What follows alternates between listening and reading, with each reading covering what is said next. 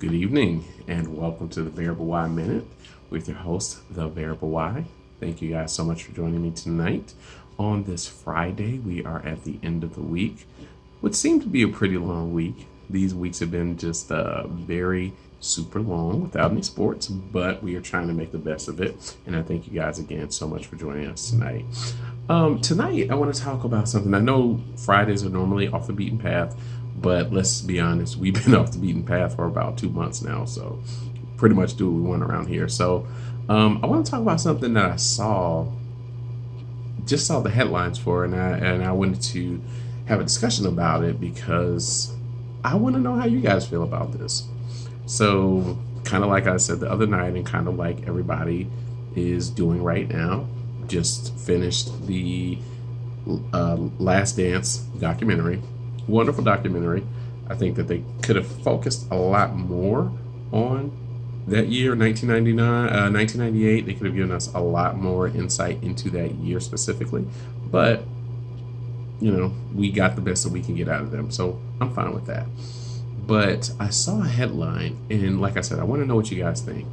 And I want to give credit where credit is due. So I was scrolling through videos on YouTube, and I saw a headline, and it looked like Jay Williams from, I believe, maybe Get Up, maybe First Take, and he had a statement, and it flashed up there on the screen. Now, let me back up and give you guys a little bit of background about me if I haven't said this already, which I feel like I have.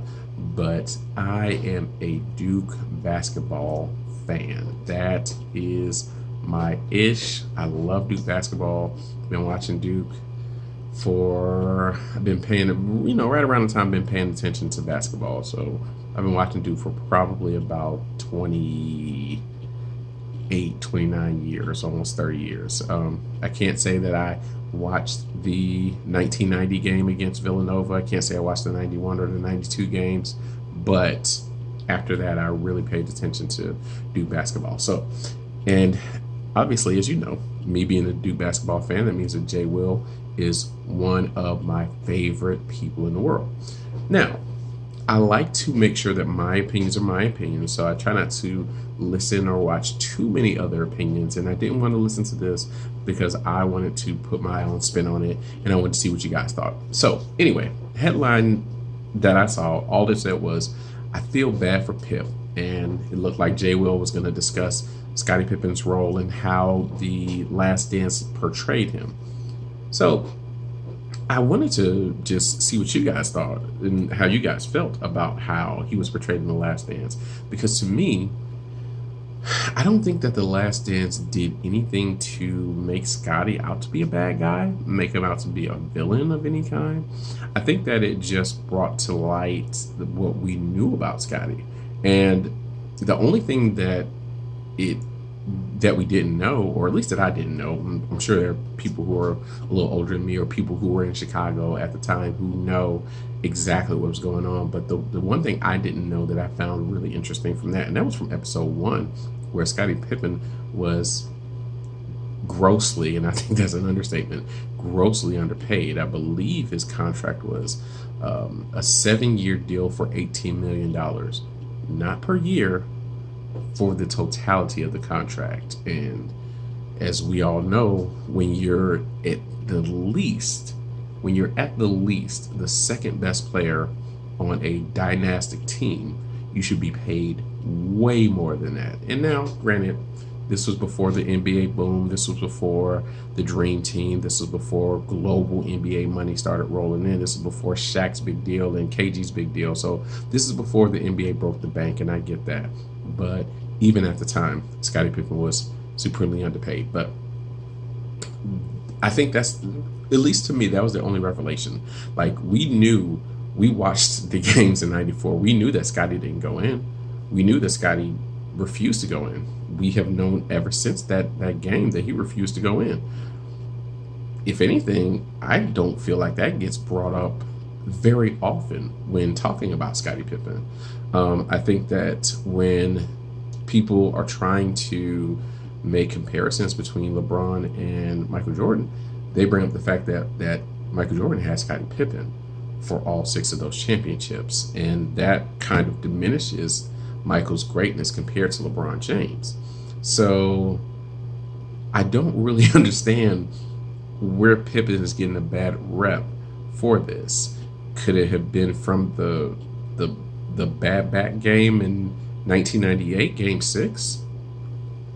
He had a bad back in 1998 in Game 6. Like that's just a fact. Like that doesn't diminish Scottie Pippen. I don't think. Hell, I think it makes him more of more of that kind of tough guy, more of that kind of gamer that we all look for. Like dude went out there, had the dunk, thrown down the first dunk, and tweaked his back, and he was in a bad way, and he toughed it out, and he came out there in the second half, toughed it out some more, went out of the game, came back and toughed it out some more. I think that speaks volumes about Scottie Pippen. And we all knew that he didn't go in the game in 94. We all knew that the 95 season was not the same as the 94 season. And we all knew that after that, he was, he was second to Michael Jordan. So I'm just trying to understand. And I always had this I always had this manager who would say this, and you know who you are, shout out to you, who would always say, help me to understand. So I want people to help me to understand. Where does Pippen get a bad rep in this? Where does Pippen look bad in this? Like, Pippen looks like Scottie Pippen. He looks like the same Scottie Pippen we always thought. Great player on the Bulls. Went to Houston. Not really great in Houston, but he wasn't 25 in Houston. He wasn't 30 in Houston. He was like 36. So how good do we expect him to be? Maybe 35, excuse me. But anyway, how good do we expect him to be? After a bad back, after leg injuries that kept him out half the season the year before, and then went to Portland, and Portland had way too many young guys, and that was just not a good fit for Pippen. And he tried his best to use his veteran leadership to carry the team to a championship. And by God, if they would have just went to the basket in Game 7 at the Western Conference Finals against the Lakers in 2000, they would have won the championship. But I don't know if that's bad coaching. I don't know if it's just bad play, bad basketball IQ. I can't answer that. But I guess the point I'm trying to make is I would like somebody to explain to me what you guys feel about how Pippen was portrayed in the Last Dance documentary, because I feel that he was portrayed just as we knew him. And granted, this may be me just talking from Michael Jordan rose-colored glasses. I get that. I didn't watch this documentary thinking that I saw something brand new. I watched the documentary thinking, yeah, that's kind of what we all thought about him. That's kind of what we heard about him. He makes up grudges. He fought a teammate. He would go back and forth with other teammates. Guys had to threaten him, don't talk to me like that.